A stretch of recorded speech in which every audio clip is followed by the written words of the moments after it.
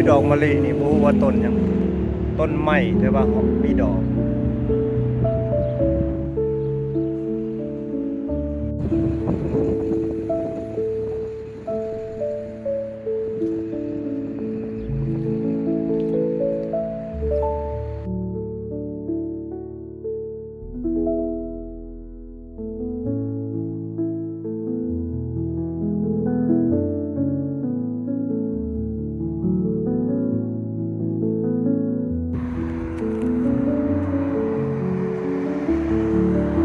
ตัวนี้ใหญ่ตัวนี้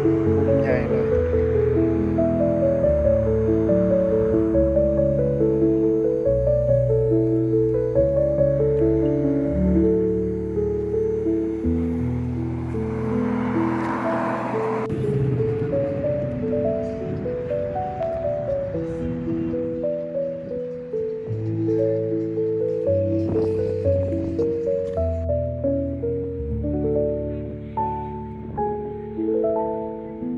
อันนี้มันอยู่มุมเพื่อนเขา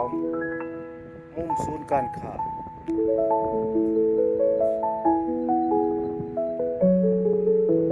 งามขนาดไม่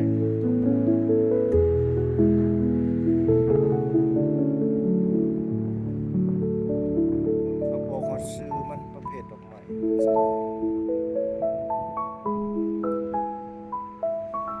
ซื้อประเภทของดอกไม้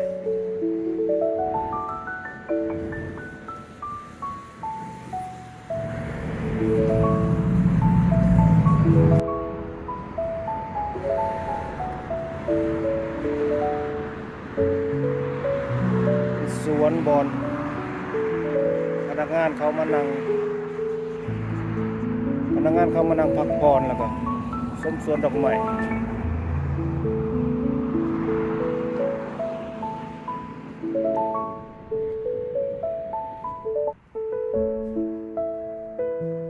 ดอกไม้ดอกหญ้างามไปหมดทุกอย่างพี่น้องเอ้ยดอกหญ้าก็งามไปหมด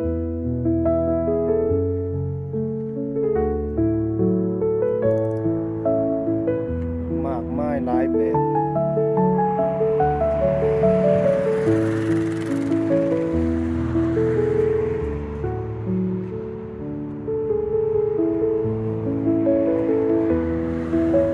ดอกหญ้านี่ครับบ่แม่นได้เป็นดอกไม้ที่เขามาปลูกพี่น้องเอ้ยเขาตั้งใจปลูกให้มันงามย่างไปสองฝั่งสายวอล์กเต็มไปด้วยดอกไม้นี่มีทุกแบบ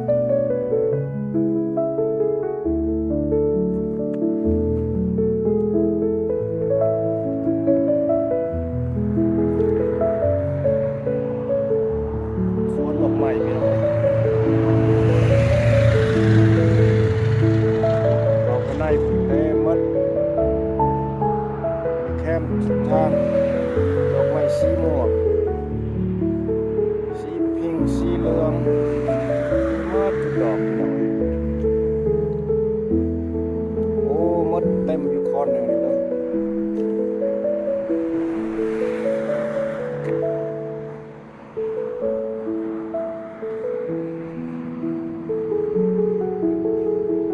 อันนี้คือแมงกะเบื่อ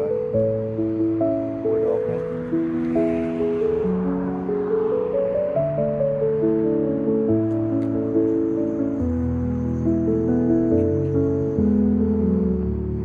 มีทุกดอกเกือบบานหมดแล้วเกือบล้นหมดแล้วพี่น้อง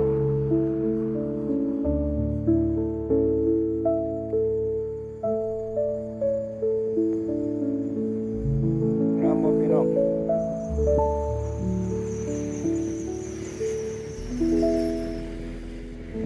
แคมทางสี่แยกไฟแดง